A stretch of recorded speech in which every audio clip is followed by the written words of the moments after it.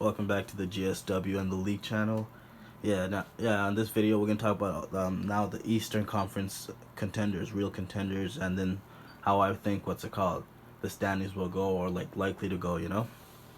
So I want to say the Bucks, of course, because they got one of the five best players in Giannis Antetokounmpo, right? Giannis one of the five best. I think. We'll talk about that next time. But so the Bucks. Then you would want to give Boston, right? You'd want to give Boston because they were right there last year, went to the finals and everything. But I'm telling you, Ime Udoka not being there is a big deal. He instills some serious confidence in them, man. Like it's some people have different energies, and he was really able to get their focus and attention and stuff like that. So yeah, so I will say okay. So Milwaukee has a chance, and then of course you just have to give respect to Boston, right? Same players, and then they added Brogdon. So Boston, I could put two, and then who will be after?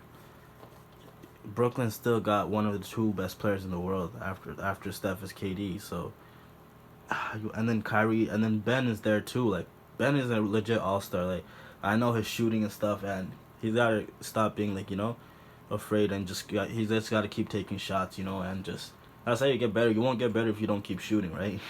But his defense, he's legit one of the three best defenders in the league. I think like one of these three defenders that can guard 1 to 5 position. Draymond, Ben Simmons, and Kawhi. Those guys can guard literally 1, 2, 3, 4, 5. Those are the only three players that can legit guard 5 positions.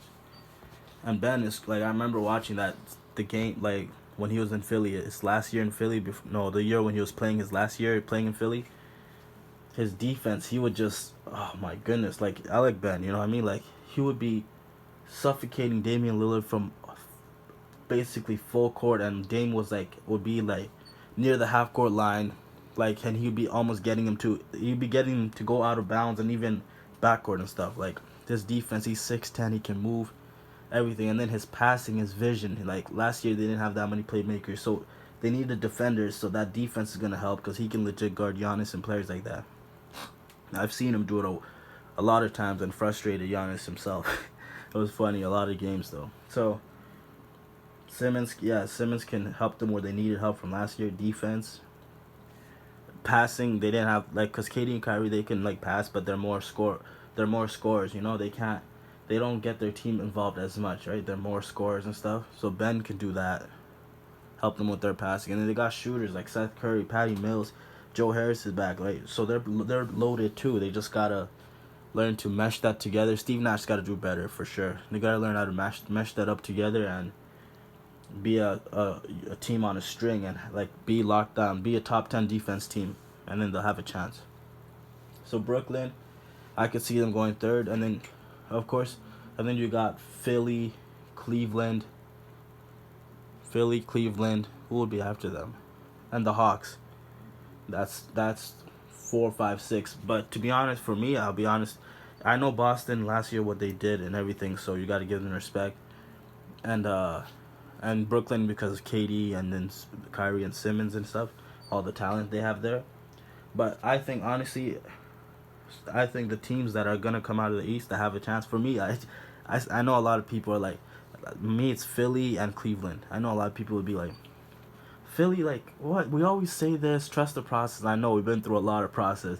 Embiid is my second favorite player, and I watch all Philly games. Like GSW is my team and Steph's my player, but Embiid and Philly is right there after.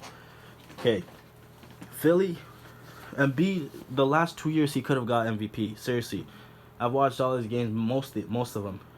2 years ago, he would have won MVP if he played 9 or 10 more games probably. So I give that one to Jokic, and Jokic did deserve the MVPs too. But I'm just saying. And then last year, Embiid should have won MVP. I think he should have won MVP. So we'll see. This year he might get an MVP. He probably will. He has a chance. Top three, him, Luka, and someone else. But so Embiid continues to progress, get better. Like his post up game is elite. His shot is good now. He keeps getting his shot better. He can shoot from three. He can face up, shoot from mid range. He can post up, left, right, fade away. and hit them, and he can defend like crazy, right? And he's willing to defend like crazy because Philly's goal is to become the number one rated defense. I think they'll be top three, top four rated defense. Um, yeah, Embiid keeps getting better at, and every time he's doubled or triple teamed, he knows how to pass it. Like that, those were little flaws before, so that's what Jokic. I give him a lot of props. He's elite at that, you know. I'm elite at passing myself, but that's another here. That's neither here and there. Um, so yeah, I really give a lot of credit to passers because you got passes like that. It makes the whole team feel better. You impact winning so much more. Everyone touches the ball. Everyone wants to defend, rebound, and play hard, right? So, Embiid in the past 2 years, he's been getting better at that. You know, he was all right 2 years ago. He was really good last year, and now he's even better at that. So that's gonna be elite.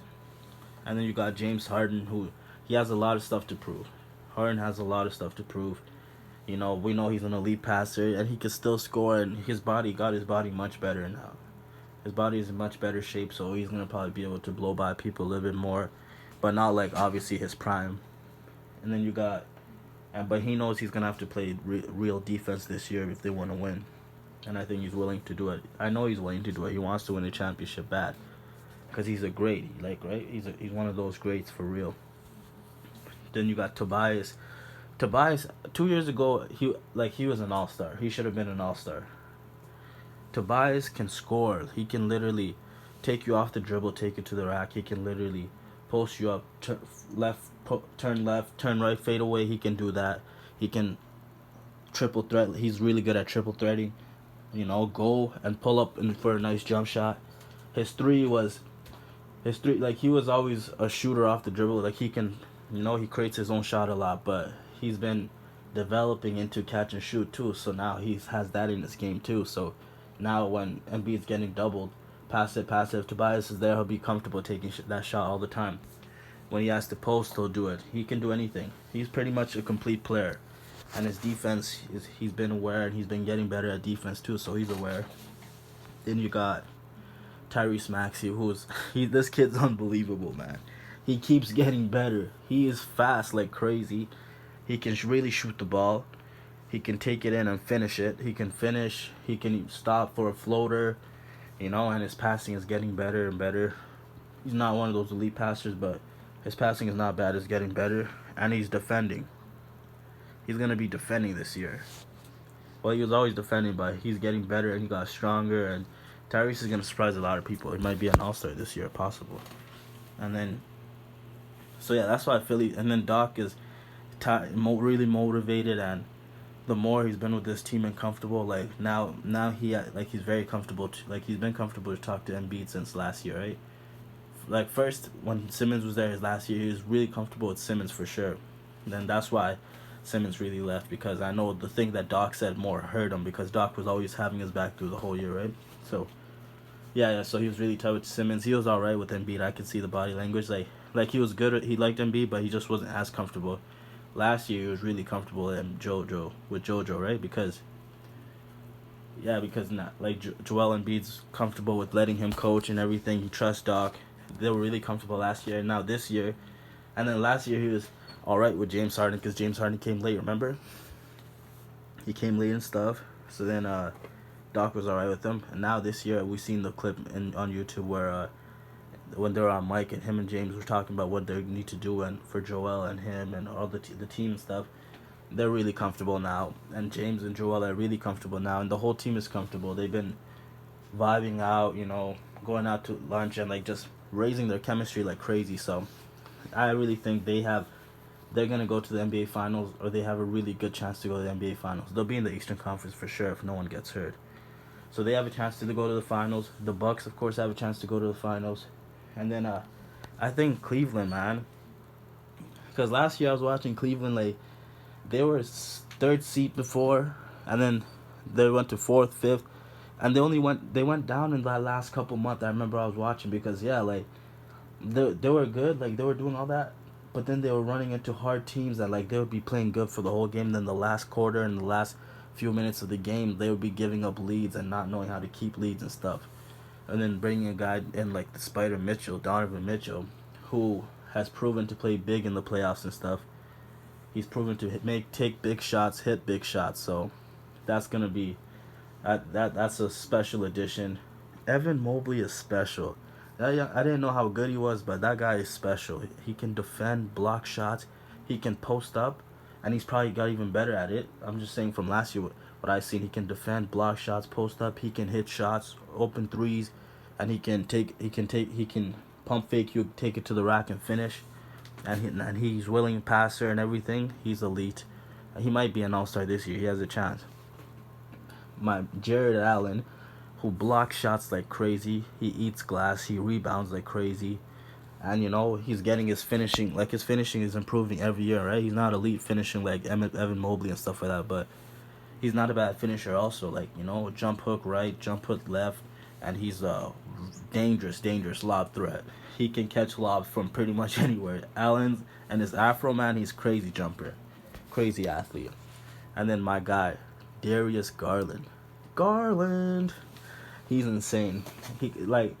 I like him because, like, I don't know, I see his game. He has, like, there's some stuff in his game, like, he's a really good shooter, really elite shooter. He can hit you off the dribble, like, not as good as Steph and, like, hit you with crossover and shoot, but he's good at that. He can crossover, pull up from three, like, and he has some range. He's good at using the pick and rolls. He's a good passer, a really good passer. Pick and roll, and he uses the pick and roll. He can pull up for a jumper. He can take it to the rack finish. He's really good at floaters, and he has the passing. He's really good dribbler. Darius is elite, and he has some stuff in his game. So, like, when I watch him out, like, that's what I really like, right? They can finish, they can shoot, they can floater, they can pass, they can dribble, do all that. So, but Darius needs to become a better defender. He needs to be willing to defend more, and they know that because they want to win a championship. So he's gonna be willing to defend more. He's just not everyone is 6'6", 6'7", athletic and, like, can move their feet, like, defend like that. But if you're willing to defend, just defend like crazy and that's willing to defend, work hard, you automatically become a better defender. So then give effort and stuff, right? So and then Donovan Mitchell. So they got that, and then Donovan Mitchell, like, he knows he's got to defend too, so he's gonna be defending. But Donovan Mitchell's a scorer. He's so nice at using the pick and roll. He's a closer and all that. So they have a closer in Darius and, like, in Donovan for sure, and then Darius, I think he's a closer too. So you got players that can create their shots whenever, create shots for teammates in Darius and Donovan. And even Karis LeVert can create his own shots, not create shots for teammates as good as them. He can do that to an extent, but he's more of a creating his own shots, scoring like crazy, right? So they have a hot hand that he can. Actually, I think he should come off the bench, but they've been starting him. JB Bickerson been starting him, but I think he should come off the bench. But whatever, he's a hot hand that can get hot and score and create his own shot. And then I would want Isaac Okoro in, so then he can guard their best guard or wing player. If they're playing, like, let's say a team with a great wing player, then he should guard them, or a great guard, then he can guard them, right? So that's why I think Isaac should start. But yeah, and then JB Bickerstaff is a really elite coach. He's smart, and he's confident and calm. You could always tell his calmness, and he's very competitive. You can tell his competitiveness too. Well, I can at least. So I think the Sixers or the Cavs are gonna make it to for sure one of those teams are gonna make it to the conference finals if they're all healthy. The Sixers or Cavs, I'm calling it right now, and one of those teams can make it to the finals. The Sixers, Cavs, or Milwaukee, and then Brooklyn have a chance too. So those four contenders, Philly, Milwaukee, Cleveland, and Brooklyn. Those four teams have a chance to make it to the finals, and then after that would be like who was after that? Oh, Miami. We can't forget Miami. Miami's elite too. I don't think they're gonna make it to the finals, but they'll probably make it to the second round or something. But they're very elite too. You can never really count Miami out. And I don't know, the Hawks might surprise people. They got DeJounte Murray and stuff. And we'll see, because Trey he's taken the team to the conference finals before. And he's been working with Steph, and he's, of course, just been getting better. So we'll see what Atlanta got to say. But for me, those four teams are contenders. Philly, Cleveland, Milwaukee, Brooklyn. And Boston still, too. I'll still give Boston credit. But I just think Cleveland or Philly is gonna come out the East, and then I think out the West is Golden State for sure. And I think Golden State's gonna win championship, but Golden State or Clippers or Denver. So those are the contenders: Golden State, the Clippers, Denver, Milwaukee, Philadelphia, Milwaukee, Philadelphia, Cleveland, Brooklyn, and Boston. Alright guys, thanks for listening to the video. Like, comment, subscribe.